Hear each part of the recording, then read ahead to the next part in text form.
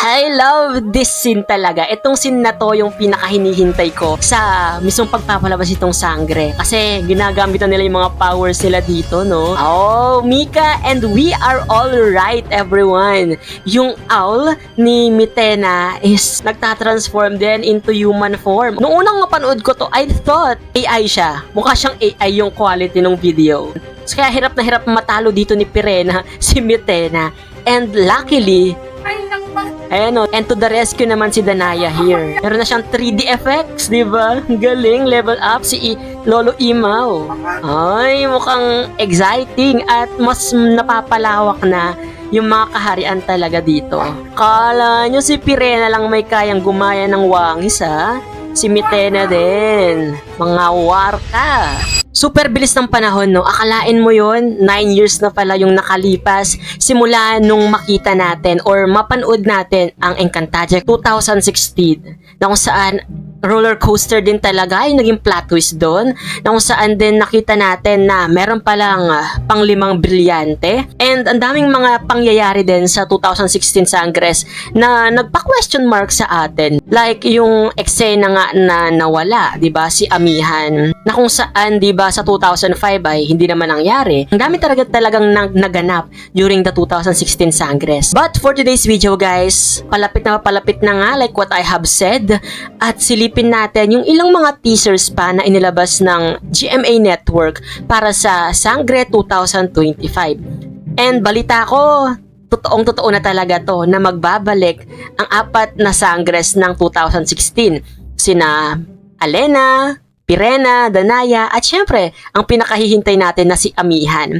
Na nakita natin na nawala siya doon sa 2016, di ba, na deads nga siya doon. And naku-curious ako kung ano ba yung nangyari sa kanya, bakit siya nabuhay dito sa 2025. Ano sa tingin nyo nangyari kay Amihan? Bakit nasa 2025 siya ngayon? Let me know in the comment section. Without further ado, samahan nyo ako na silipin yung dalawang teaser na inilabas ng Encantadia Chronicles Sangre. Simulan natin dito sa The Legendary Sangres Return. Hindi siya is return, ha? Hindi siya is return. The Legendary Sangres Return. Okay. Ang alamang kailanman ay hindi nawawala. Pirena, Abu. Tingnan natin mga headdress ng mga 2016 Sangres dito. Pirena, Abu. Okay, Pirena. Danaya. Gusto ko yung may pagka light na effect yung mga headdress nila.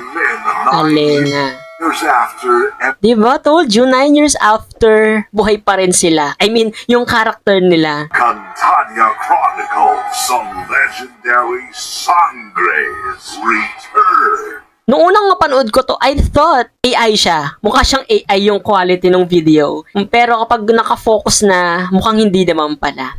Okay, that's it. Next naman, panoorin natin itong next na new teaser na inilabas nila. Apat na kaharian. Hold on. Itong nakikita natin to, ito na yung Lireo. Apat na kaharian. Tapos Hatoria. Ay, mukhang exciting at mas napapalawak na yung mga kaharian talaga dito.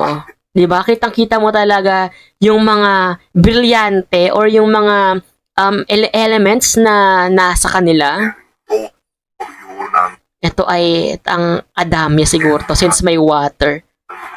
Tapos ito yung sa Piro. Saan? Ang nice! Balikan natin tong kay Imaw. Yung balintataw ni Imaw dito, parang mas nag-level up din, no? Hindi na siya umiilaw kapag ginamit mo. Parang nasa lupa na siya. Meron na siyang 3D effects, di ba? Galing, level up si Lolo Imaw. Lala ay Oh, pinapakita niya yung Encantadia map. nagtataglay ng my God. Oh, Mika, and we are all right, everyone. Yung owl ni Mitena is nagtatransform din into human form or in an Encantado form. Ano kaya magiging role dito ng owl ni Mitena, no? Parang isa rin siya sa taga-sulsul siguro, no? Or siya yung magiging mata ni Mitena sa pagmamatsyag sa mga o sa Encantadia, no? Parang gano'n ang atake. Bihirang lakas. Pagsasanib puwersa ang mga sangre. laban sa palit. Yes! Sunny Puerto. Ang lakas maka-Avengers nito if ever Alam mo sa Avengers Endgame, di ba sa ending nun, nagsani puwersa lahat ng superheroes. Feeling ko gano'n yung magiging atake dito, no? Bagong panta. Hindi tayo magkakaroon ng masaya at mapayapang pamamahinga. Ito yung mga new sangres. Buwan na rin, ha? I love this scene talaga. Itong scene na to yung pinakahinihintay ko sa mismong pagpapalabas itong sangre. Kasi ginagamit na nila yung mga powers nila dito, no? Girl, lagyan mo kasi yung ano dito, yung sitwasyon ni Pirena. Di ba ice nga si Mitena dito. Tapos, kung totoo man yung theory natin na nasa kanya yung brilyante ng tubig at hangin, syempre, di ba, ang pupok sa apoy, syempre, tubig at hangin. So, kaya hirap na hirap matalo dito ni Pirena, si Mitena. And luckily, and to the rescue naman si Danaya here. Oh, ulitin natin yun. Tingnan natin kung sa true nga, parang nasa kanya yung brilyante ng tubig.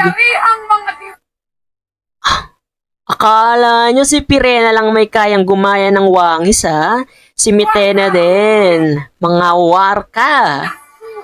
Naman kong Encantadia. Gagawin. I love the giggle. Mukhang madadala din tayo sa emotion ni Mitena dito. Gusto ko yung giggle niya, tsaka sa pagbato ng line. Ko ang lahat ng aking makakaya. Ito talaga yung magiging plot twist ng sangre, no? Yung kung papipiliin si Dea between yung lugar, yung sinilangan niyang lugar na Meneabe or Encantadia, kanino kaya siya sasama? Or sino kaya ang pipiliin niya? Diba parang torn between Meneabe and Encantadia.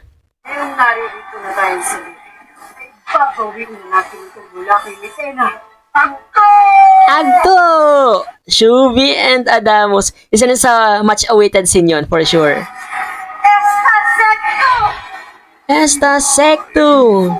Messi. Grabe!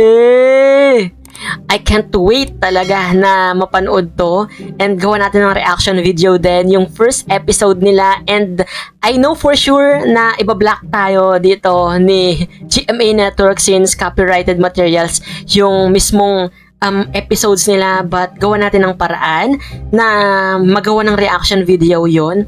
So, ayun guys. Gusto ko lang malaman kung Team Meneabe ba kayo or Team Encantadia. Let me know in the comment section.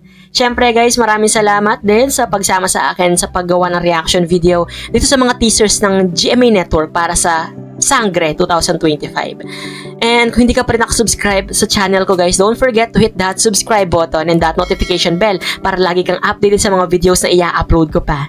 This has been CJ guys, your man of letters. Stay safe and stay motivated. Thank you for watching. Bye-bye!